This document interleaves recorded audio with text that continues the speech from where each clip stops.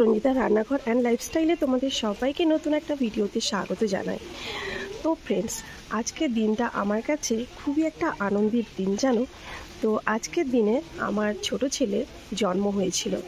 তো আজকের দিনটা হলো 19শে জুলাই, শুক্রবার। আর আমার ছোট ছেলে যখন জন্মেছিল সেটাও ছিল, বারটা ছিল শুক্রবার। তো আজকের দিনটায় যেরকম বৃষ্টি হচ্ছে না, তো আমার ছেলে যখন জন্মেছিল সেই দিনটাও ছিল যেন বৃষ্টির দিন।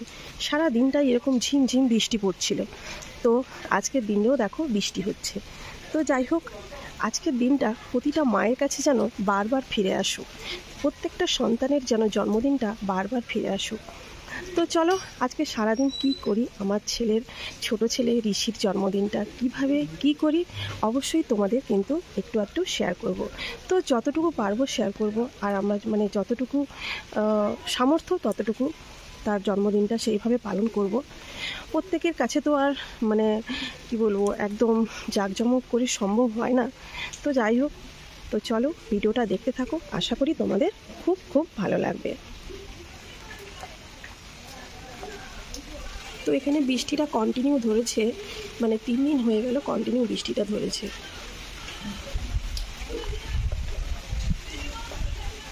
তো ফ্রেন্ডস, চলে এলাম একেবারে রান্নাবান্না করতে। তো দেখো এখানে সবজি কাটা হয়ে গেছে, একটু বাঁধাকপি তরকারি হবে মাছের মাথা দিয়ে, আর একটু 3 রকমের ভাজাভুজি করে দেবো ছোটো ছেলের জন্য। আর এখানে একটু তার জন্য একটু লাইট চিকেন স্যুপ মতন বানিয়ে দেবো। আর মাছ এসছে একটা রুই মাছ, তো ওটা কাটা হচ্ছে।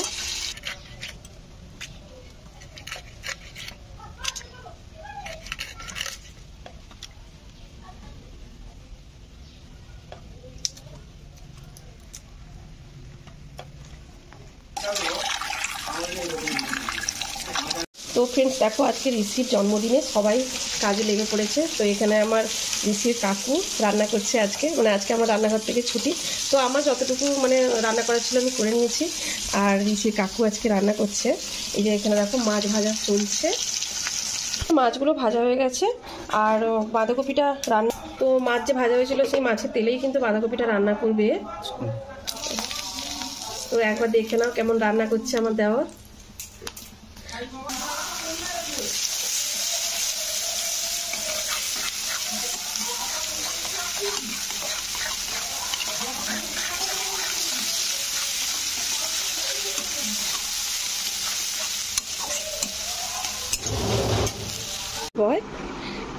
তোমার আজকে কি বলো? আমার আজকে হ্যাপি বার্থডে। আজকে আমি হ্যাপি বার্থডে হলে সাদা জামা। বল তোমরা সবাই চলে এসো আমার বার্থডেতে। আমাকে কেমন লাগছে? আমাকে ভালো লাগছে। ভালো লাগছে? তুমি নিজে নিজে বলছো ভালো লাগছে তো? তো ঋষি ড্রেসটা দেখো ঠাম্মা পাঠিয়েছে, আর স্নান টান করে একদম রেডি হয়ে বসছে। আর রান্নাবান্না হয়ে গেলে খেতে দেবো। আর মন্দিরে তো যেতে পারলাম না, কারণ আমাদের শ্বশুর বাড়িতে একটা পুচকু হয়েছে। তো সেই কারণে আমরা মন্দিরে উঠতে পারবো না। তো ওই জন্য ঠাম্মা যে জামাটা পাঠিয়েছিল এটা পরিয়ে দিয়েছি। তো কেমন লাগছে আমার ঋষিকে অবশ্যই তোমরা কমেন্ট করে জানিও।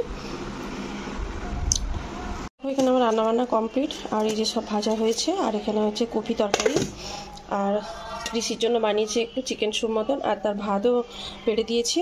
আর এখানে হয়েছে রুই মাছের ঝাল দেওয়া। আর ডেকোরেশনটা কেমন হচ্ছে অবশ্যই কিন্তু কমেন্ট করে জানাবে। তো ডেকোরেশনটা যে করেছে তার নামটা তোমাদের আমি পরে বলবো। তো দেখো ঋষিকে খেতে দেওয়া হয়েছে, ঋষি এখন খাবে।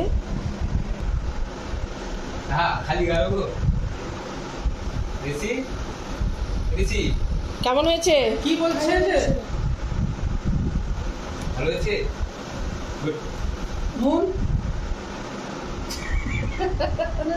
তো ফ্রেন্ডস, দুপুরে খাওয়া দাওয়ার পরে চলে এলাম সন্ধেবেলায়।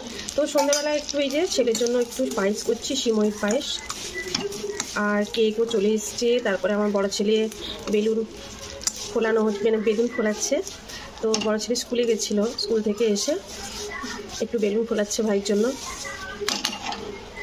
তো যাই হোক, একটু সামান্য করছি, যেটা না করলে নয় সেটুকুই করছি। আর ছোটো বাচ্চা তো এগুলো দেখলে একটু আনন্দ হবে বলো। তো বাচ্চাদের আনন্দটাই মা বাবার কাছে অনেক বড়। তো ওরা তো অল্পতেই সন্তুষ্ট হয় বলো। তো আমি সেমাইটাকে ঘিয়ে ভেজে নিলাম। আর এখানে দেখো আমি দুধটাকে ভালো করে ফুটিয়ে নিয়েছি। আর এই যে কাজু কিশমিশটা ভেজে নিয়েছি। তো ফ্রেন্ডস দেখো আমার পায়েস রান্না হয়ে গেল।